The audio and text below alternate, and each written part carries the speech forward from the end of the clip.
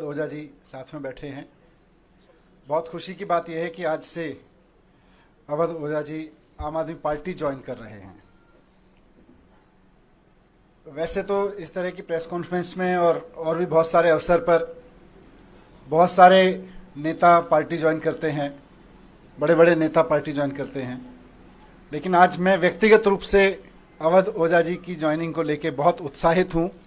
मेरे लिए व्यक्तिगत रूप से बहुत बड़ा दिन है, मैं ऐसा समझता हूं, क्योंकि मैंने खुद अपना जीवन शिक्षा को समर्पित कर रखा है।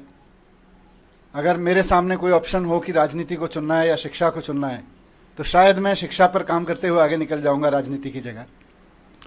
वही जज्बा, वही समर्पण शिक्षा को लेके, और अभी तक की पूरी जिंदगी में वही काम मैंने अवध ओझा जी का देखा है। करोड़ों युवाओं को न सिर्फ प्रेरित किया है, बल्कि अपने काम से उन्होंने उनकी ज़िंदगी बदली है। और उसके अलावा भी जिस तरह का काम उन्होंने ऑनलाइन माध्यम का इस्तेमाल करते हुए किया है, तो वे एक बहुत बड़े शिक्षक हैं। आज आम आदमी पार्टी ज्वाइन कर रहे हैं। मैं उम्मीद करता हूं कि उनकी ज्वाइनिंग से हम सब बहुत एनरिच होंगे, देश का शिक्षा तंत्र बहुत मजबूत बनेगा। मैं माननीय अरविंद केजरीवाल जी, हमारे नेता और राष्ट्रीय कन्वीनर, से अनुरोध करता हूं कि श्री अवध ओझा जी को फॉर्मल ज्वाइनिंग करा के पार्टी में उनका स्वागत करें।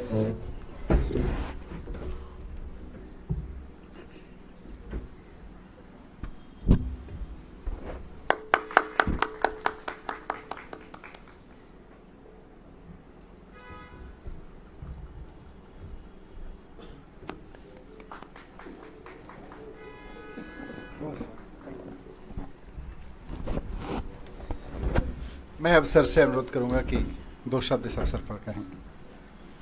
अवध ओझा जी। जय हिंद फ्रेंड्स।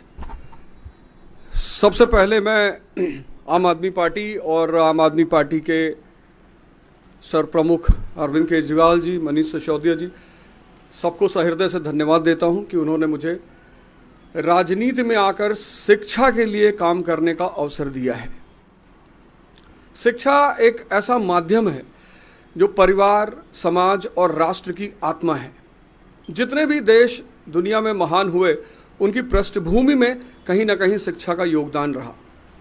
तो मैं आज अपनी इस राजनीतिक पारी की शुरुआत पर आप सबसे ये बात साझा करना चाहता हूँ, जैसा कि हमारे नेता मनीष सिसोदिया जी ने कहा कि अगर मुझे राजनीति और शिक्षा में से कुछ चुनना हो तो मैं निश्चित तौर पर शिक्षा को चुनूंगा।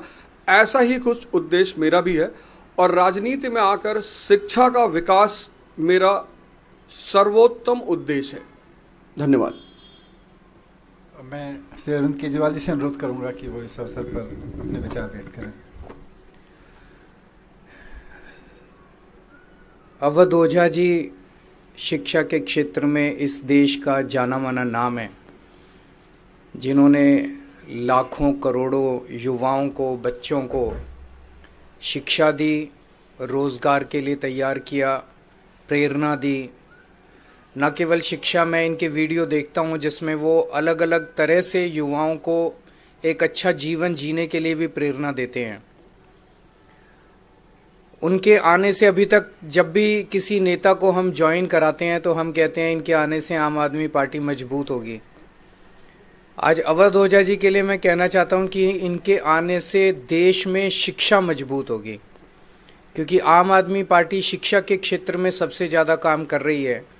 और आम आदमी पार्टी के ज़रिए जब ये शिक्षा में काम करेंगे तो देश की शिक्षा मजबूत होगी। और राष्ट्र निर्माण में शिक्षा का सबसे बड़ा महत्व है, तो राष्ट्र निर्माण मजबूत होगा एक तरह से।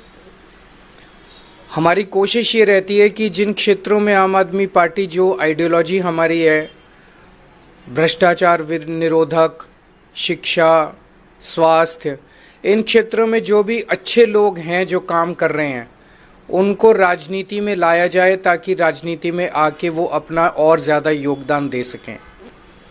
राजनीति में आने से पहले हम लोग भी एनजीओ में काम करते थे, मैं, मनीष जी, और एनजीओ में रहते रहते हमें लगने लगा कि एनजीओ के ज़रिए राजनीति के बाहर एक लिमिटेड तरीके से काम कर सकते हैं, इतना ही काम कर सकते हैं। जैसे मैं सुंदर नगरी की झुग्गियों में काम करता था, तो वहाँ पे 2 या 3 सरकारी स्कूल थे। उन सरकारी स्कूलों को ही ठीक कराने में पूरी ज़िंदगी बीत जाती है हमारी। लेकिन जब राजनीति में आए तो ब्रश से हमने दिल्ली के सारे सरकारी स्कूल ठीक कर दिए। तो अवध ओझा जी अब जब राजनीति में आए हैं तो वो शिक्षा के क्षेत्र में, रोजगार के क्षेत्र में खासकर एक बहुत अहम भूमिका निभाने वाले हैं, जिससे दिल्ली को और देश को बहुत फायदा होगा। तो मैं तहे दिल से अवध ओझा जी का पार्टी में स्वागत करता हूं।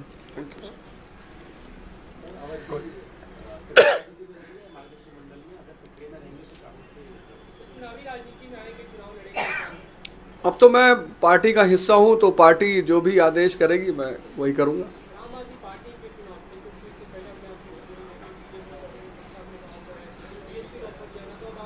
आपने आम आदमी पार्टी की जो शिक्षा का विकास धारा है, सिर्फ उसमें एक आध पॉइंट अगर आप देख लें कि 97% रिजल्ट है 12th का गवर्नमेंट स्कूल का। एक साल में तो 99% आया था। एक साल में 99%। 2015 में सिर्फ 15 लड़कों ने, गवर्नमेंट स्कूल के लड़कों ने IIT मेंस क्वालिफाई किया था। इस बार 783। और मेरा यही कहना है, मैं तो हमेशा ये नारा देता हूं कि शिक्षा शेरनी का दूध है, जो पिएगा वो दहाड़ेगा। और डॉक्टर सर्वपल्ली राधाकृष्णन जी कहते थे कि 2 क्षेत्रों में देश के अच्छे दिमागों को आगे बढ़ना चाहिए, एक शिक्षा और एक राजनीति।